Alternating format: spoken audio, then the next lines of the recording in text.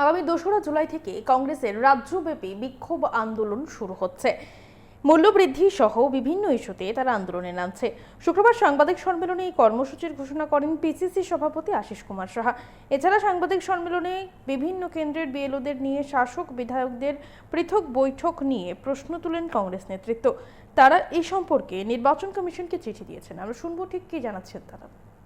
সারা রাজ্য জুড়ে একদিক থেকে দ্রব্যমূল্যের ঊর্ধ্বগতি, সারা রাজ্যে সরকারের নিয়ন্ত্রণের বাইরে বাজার, যারা বড় বড় কথা বলেন, যারা বাজার নিয়ন্ত্রণের জন্য লোক দেখানো অভিযান করেন, আজকে রেশন শপ থেকে শুরু করে বিদ্যুৎ দপ্তর,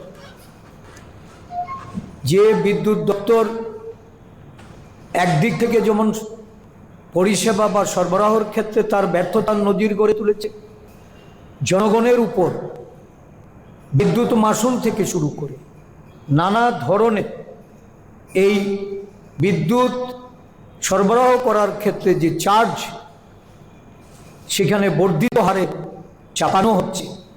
গত 1 মাস ধরে নানা মহল থেকে আমাদের কাছে অভিযোগ আসছে, নানা মহল থেকে আমরা প্রকৃত যে যারা ভোক্তা তাদের উপর যেভাবে বিভিন্ন মাসুলের বা চার্জ হিসাবে যেগুলি সেখানে গ্রহণ করা হচ্ছে বা যেগুলি আদায় করা হচ্ছে, এতে মানুষের নাবিশ্বাস উঠে গেছে।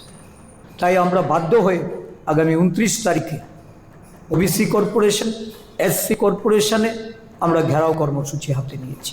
আমাদের ওবিসি ডিপার্টমেন্ট, এসসি ডিপার্টমেন্ট একযোগে এই কর্মসূচিতে তারা 29 তারিখে এই কর্পোরেশন অফিসের সামনে যেমন তারা যাবেন, সাথে সাথে এই বিদ্যুৎ দপ্তর একটা যন্ত্রণার কেন্দ্ররূপে আজকে এবং আগামী 2 তারিখে আমরা এই রাজ্যের বিদ্যুৎ ব্যবস্থার যে বিপর্যস্ত অবস্থা, একদিক থেকে যেমন সরবরাহ মুখ থুবড়ে পড়েছে, আরেক দিক থেকে বলা যায় মানুষের উপর তারা যেভাবে মাসুল বৃদ্ধি করে, বিভিন্ন চার্জ বৃদ্ধি করে একটা বিরাট অঙ্কের বোঝা চাপিয়ে দিচ্ছেন, তার বিরুদ্ধে আমরা গণধর্ণা সংগঠিত করব। রাজ্য জুড়ে গণধর্ণা চলবে 1.5 মাস ব্যাপী।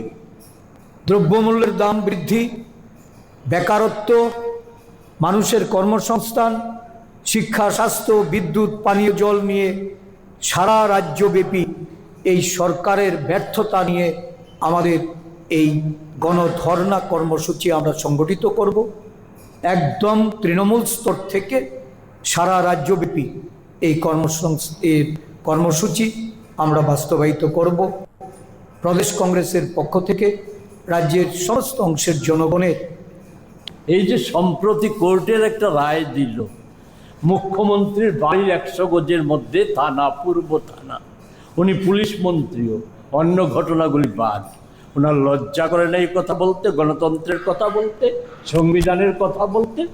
এই থানায় যে নারকীয় ঘটনা ঘটল, মিথ্যা অভিযোগে একটা ছেলেকে ধরে এনে, ধলেশ্বরের যুবককে ধরে এনে থানায় অকথ্য নির্বাচন, পুলিশ এবং রাষ্ট্রবাদী গুন্ডাদের অকথ্য নির্বাচন।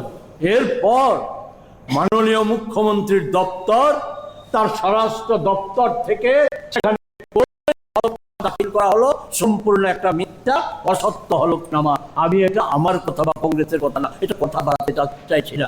মাননীয় হাইকোর্ট বিচারক বলেছে এই হলফনামা পাল্টাতে হবে এবং সরকার আজকে বাধ্য হয়েছে হলফনামা পাল্টাতে, যারা দিয়েছিল তাদের বিরুদ্ধে ব্যবস্থা করতে। তাহলে শুধু এই প্রশ্নটার উত্তর দিন মাননীয় মুখ্যমন্ত্রী। এই সমস্ত বলার আগে একটা প্রশ্নের উত্তর দিন, এতদিন কেন সময় লেগেছে? কোর্টের রায় না আসলে